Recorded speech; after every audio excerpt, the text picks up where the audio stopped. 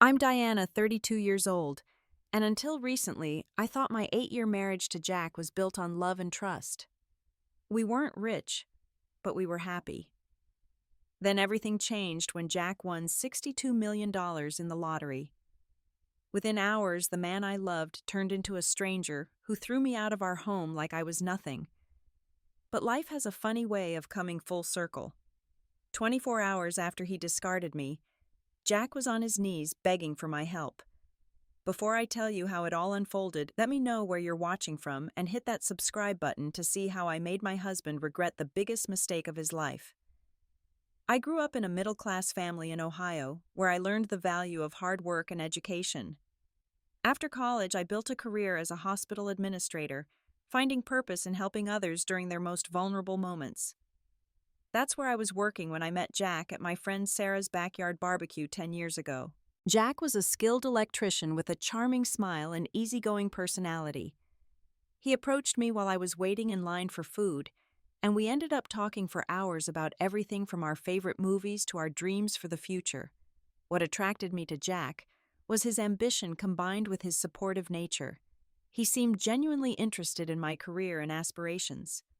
After dating for 2 years, we had a modest wedding in Sarah's backyard, the same place where we first met. We couldn't afford anything extravagant, but surrounded by friends and family, it felt perfect. We promised to build a beautiful life together through richer or poorer. The early years of our marriage were happy despite financial challenges. We lived in a small apartment while saving for a house, and I was still paying off my student loans. Jack worked long hours to contribute to our shared goals, and I appreciated his dedication. Every Saturday we had a ritual. Jack would stop at the corner store and buy a lottery ticket. It was our little someday dream. We'd spend that evening talking about what we'd do if we ever won. I dreamed of paying off our debts, buying a modest house with a garden, and having enough security to start a family. Jack talked about those things too, but he also mentioned fancy cars and exotic vacations. As years passed, financial pressures mounted. Housing prices in our area skyrocketed, pushing our dream home further out of reach. Jack started picking up extra jobs, which left him exhausted and sometimes irritable. I noticed subtle changes in him. His comments about what he'd do if only we had money became more frequent and seemed to carry a hint of dissatisfaction with our life together. Jack's friend Trevor didn't help matters. Trevor worked in finance and always seemed to have the newest car, the latest gadgets and stories about exclusive restaurants and clubs.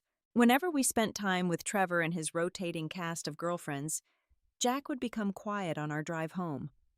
I could feel him comparing our life to Trevor's and finding ours lacking.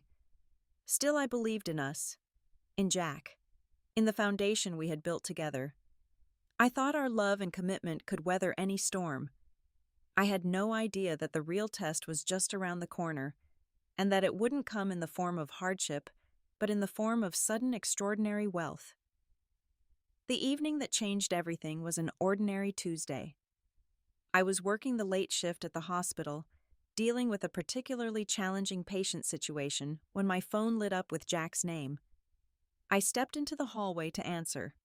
"Diana, you need to come home right now."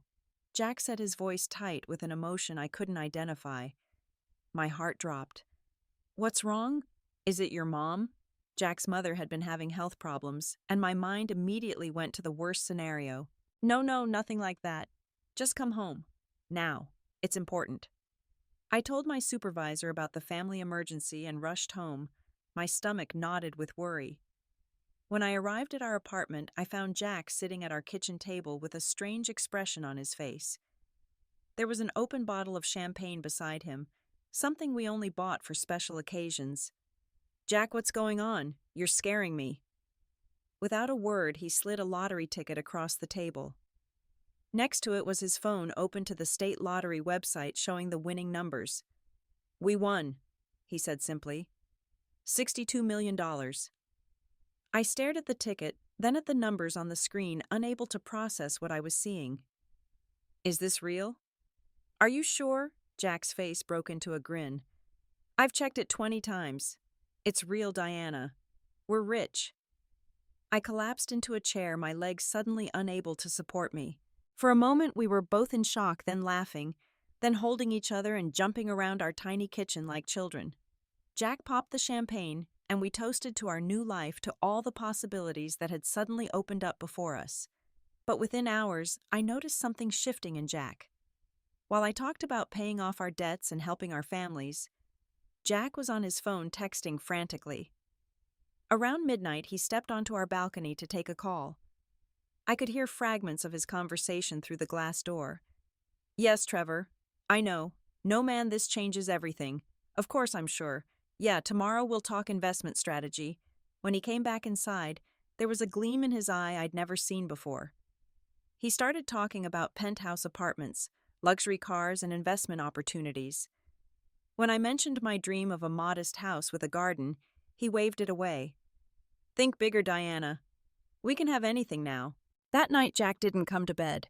I fell asleep alone while he stayed up researching luxury real estate on his laptop. When I woke the next morning, he was already dressed and preparing to leave. "Where are you going so early?" I asked, still groggy with sleep. "Meeting Trevor for breakfast. He knows people we should talk to about managing this kind of money." "Shouldn't we go to the lottery office together first to claim the prize?" Jack paused at the door. "Already called them. They said I can come in later. Don't worry about it." Something in his tone made me uneasy.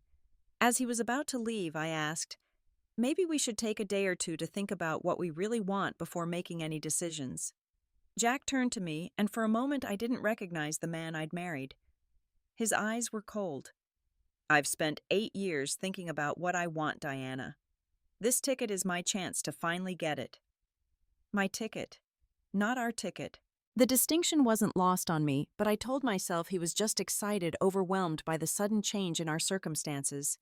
I had no idea that within 48 hours that distinction would tear our marriage apart.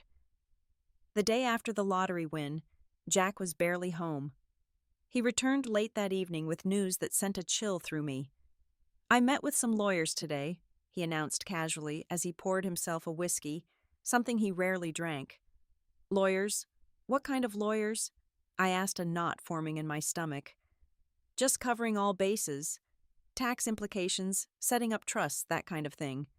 But his eyes wouldn't meet mine, and I felt a growing sense of dread. The next morning, I discovered the truth when I answered a call to Jack's phone while he was in the shower. "Mr. Wilson's office confirming your follow-up appointment to discuss divorce proceedings," a professional female voice said.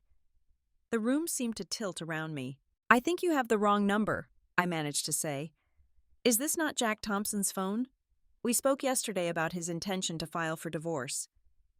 When Jack emerged from the bathroom, I was sitting on the bed with his phone in my hand, tears streaming down my face.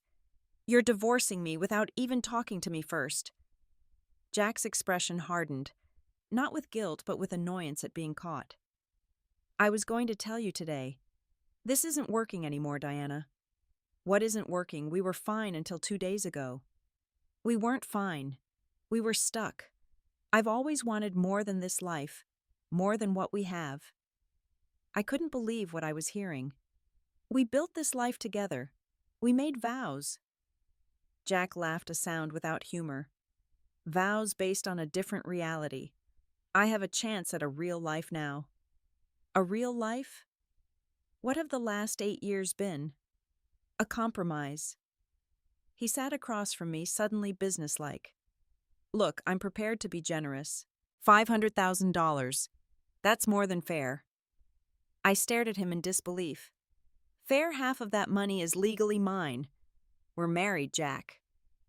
His face darkened. "It's my ticket. I bought it with my money from my job. With our shared money from our joint account. That's not how I see it. And it's not how my lawyers see it either." He stood up, looming over me. "Here's what's going to happen. You're going to take my offer and leave quietly, or I'll make sure you get nothing." I could see Trevor's influence in every word, every calculated move. "Is this Trevor's idea? Did he tell you to do this?" "Trevor understands the real world. He's helping me protect what's mine." The man standing before me was a stranger wearing my husband's face. In just 48 hours, the promise of wealth had revealed a side of Jack I never knew existed, or perhaps had created something new and ugly within him. "I want you out by tonight," he continued. "You can take your personal belongings, nothing else." I thought of our years together of holding him when he was sick of celebrating his promotions, of planning our future family. All of it apparently worth nothing compared to $62 million. "Jack, please. Let's just talk about this. We can take some time to think." "There's nothing to talk about. It's done." His voice was flat final. "If you're not gone by 7, I'll have security escort you out." I spent that afternoon in a daze packing my clothes and personal items into suitcases, while Jack watched impassively from the doorway, as if afraid I'd steal something. With each item I placed in my bags, another piece of my heart broke. As the sun began to set, I took one last look at the apartment we had shared, at the life we had built. Jack stood by the door, checking his watch. "Your settlement offer will be emailed to you. Sign it within 48 hours or it's off the table." I walked past him with as much dignity as I could muster, tears streaming down my face. The last thing I saw was Jack immediately on his phone, probably telling Trevor that the obstacle to his new life was finally gone. I took a rideshare to my sister Amy's apartment, arriving at her doorstep with my life packed into 2 suitcases, my marriage over, and my future uncertain. When she opened the door, I collapsed into her arms, unable to explain through my sobs how my life had shattered so completely in just 2 days.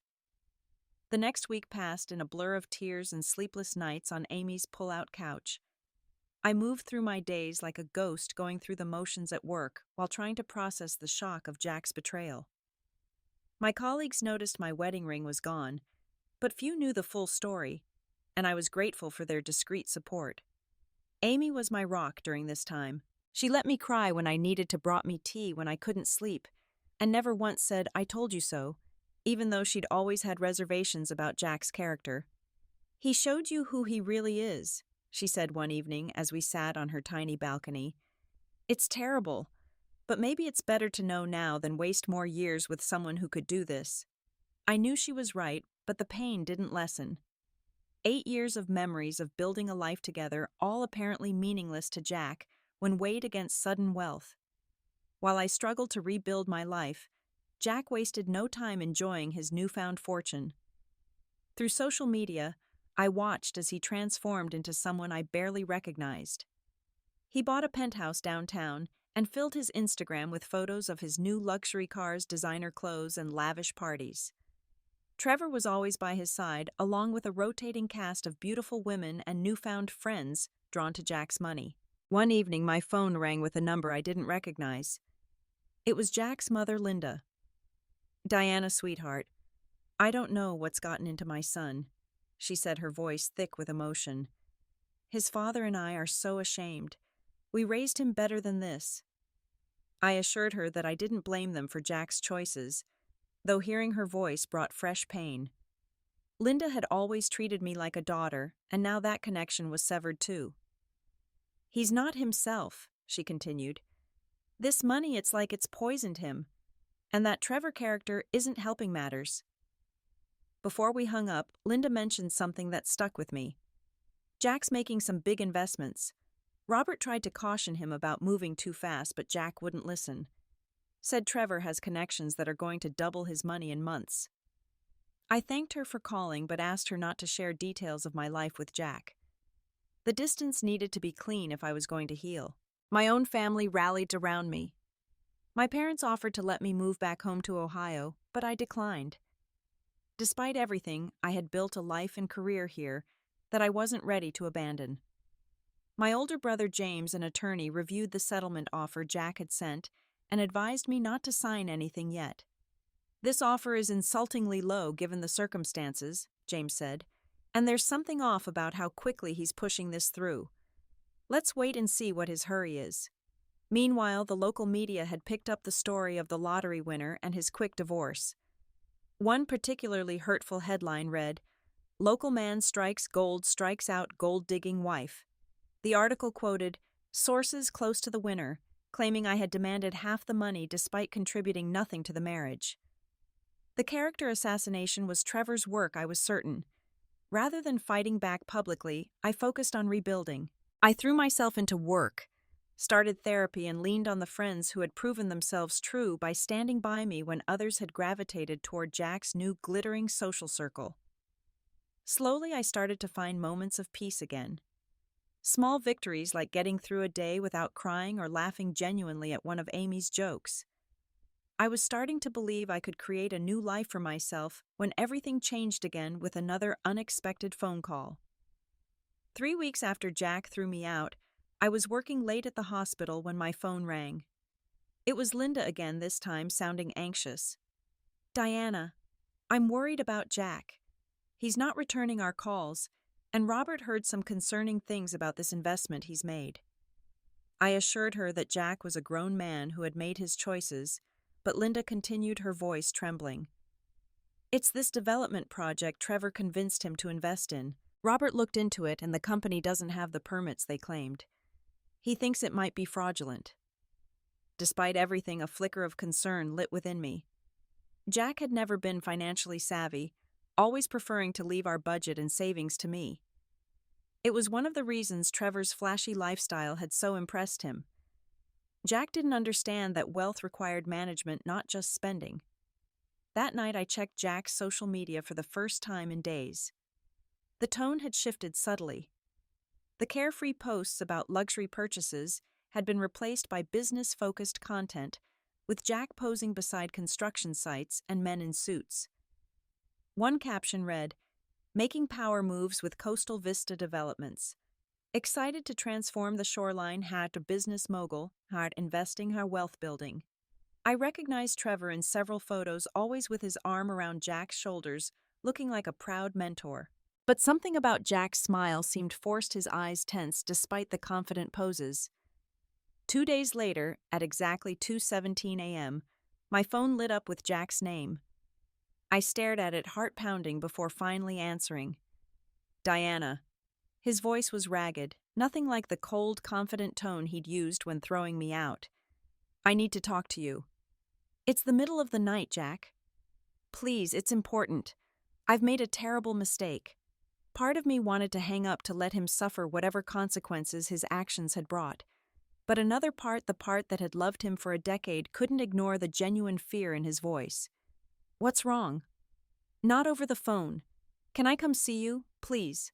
I hesitated, then gave him Amy's address, ignoring her wide-eyed look of disbelief from across the room.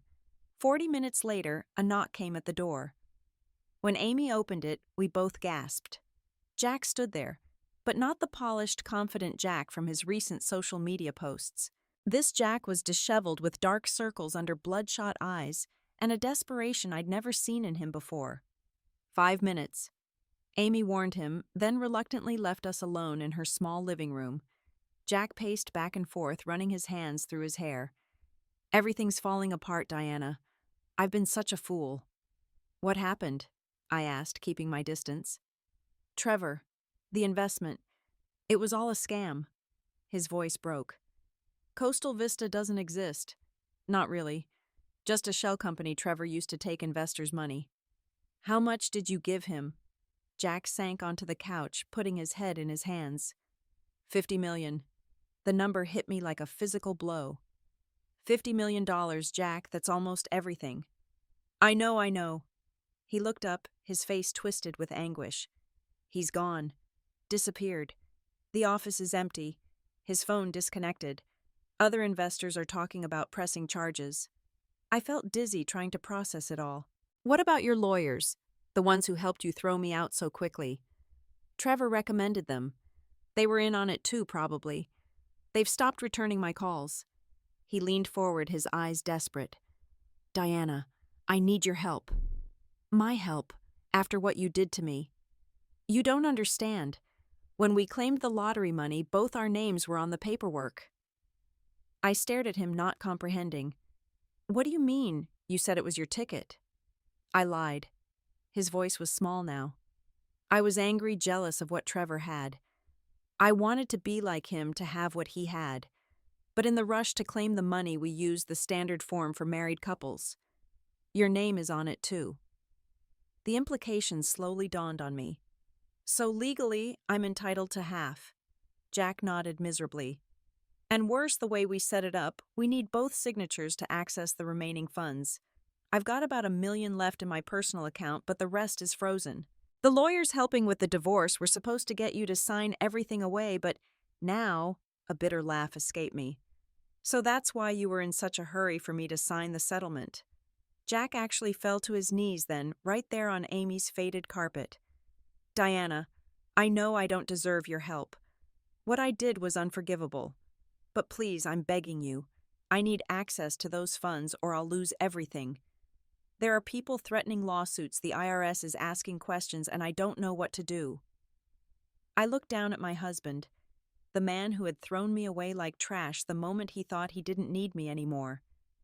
Now here he was on his knees begging for the help he never deserved. I made Jack wait for my answer. After he left Amy's apartment that night, I spent hours thinking about what to do. The power had shifted so dramatically that my head was spinning. Suddenly I held Jack's fate in my hands, just as he had held mine weeks earlier. The next morning I called my brother James again. Is what Jack said true? Could I really be legally entitled to half the lottery winnings? James promised to look into it and called back that afternoon. It's true, he confirmed. The Lottery Commission filing shows both your names as claimants, and the account setup does require both signatures for any withdrawals over $10,000. It seems Jack's rush to claim the prize before consulting proper attorneys has left him in a vulnerable position. So what should I do? I asked. That depends on what you want, James replied. Legally, you could demand half of whatever's left. You could also use this leverage to negotiate a better settlement, or you could help him access the funds with conditions attached. I spent the next few days considering my options while Jack bombarded me with increasingly desperate messages. Amy thought I should take half and leave him to deal with his mess alone. He didn't think twice about throwing you out, she reminded me. Why should you help him? My therapist suggested I consider what outcome would bring me the most peace long term.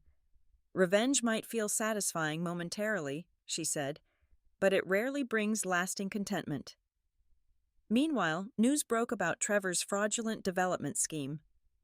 The business section of the local paper ran a headline, Coastal Vista Development Revealed as Multi-Million-Dollar Scam. The article mentioned several high-profile investors, but didn't name Jack specifically. It was only a matter of time, though, before his connection became public.